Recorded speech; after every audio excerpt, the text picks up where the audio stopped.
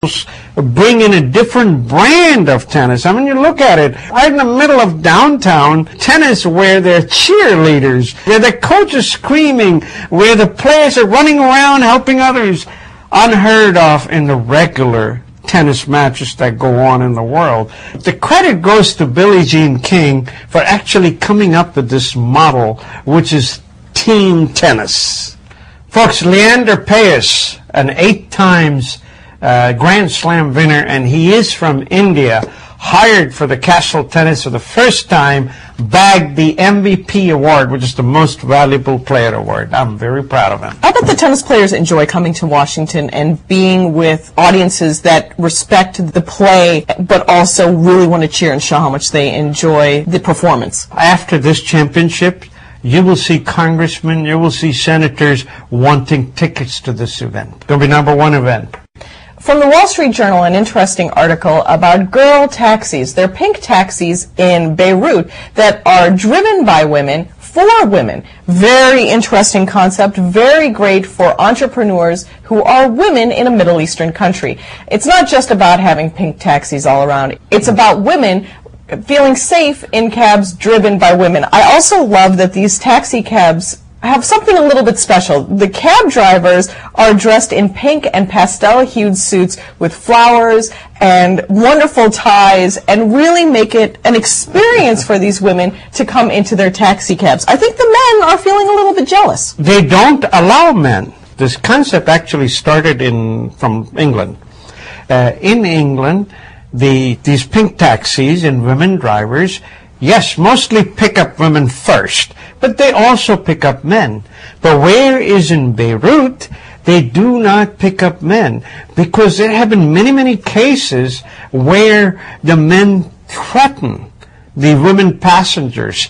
And so women wanted to be empowered, and through these pink taxis, these women are getting empowered, and they don't pick up any men. Well, it's empowerment for women to own their own companies, but it's also women feeling safe in taxi cabs, and especially in a Middle Eastern country that does have some traditional rules about single women, women alone being with other men. It is something that is very important for the culture. That's their law. Well, exactly. That's the Muslim law, that a woman cannot be traveling with a strange man. And taxi driver being a strange, so consequently women never traveled alone. So this frees them up to travel alone. And the future progress for this thing is in Saudi Arabia and the other countries where women are not allowed to drive. Well, something like this is going to break that barrier, and the women will be allowed to drive in those countries. I think all over the world, women feel uncomfortable getting into taxi cabs. I think women, when they're traveling alone, whether it be in the United States or in a Middle Eastern country, feel that they want to be safe in a car. I know when I get into a taxi cab late at night to go home or to travel back to the office to get my car, I want to feel safe. And I think having a woman in a car that also is dressed nicely, I think having flowers in the car makes a woman feel more comfortable, and I bet you money those cabs do not smell. Because you know when you get into a cab and it's driven by a man and there are papers all over the place and stuff, I want to get into a pink taxi and enjoy the rest of my experience of the day. Please, folks, those taxi drivers who may object to what you described as a male taxi driver. I did not say all. I did not say all taxi drivers. Some. Some. Okay. So the Wall Street Journal is telling everyone that President Obama wants to solve the health care problem on the backs of the millionaires. 5.4% surtax if you are a millionaire. But someone forgot to tell the government in last year 20% of the millionaires are gone. They're now poor people. Some of them are without insurance. They need to get the insurance. And in the first place, that 5.4% would have only paid for the half of 10-year plan. Hey, I would like nothing more than being taxed as a millionaire.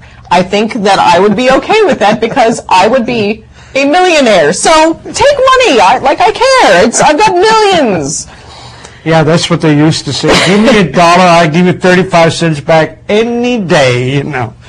But I wish President Obama a lot of luck. I really don't think he's going to get his plan approved this summer. Maybe come fall, different pressures on the congressmen and the senators from their hometown might make it happen.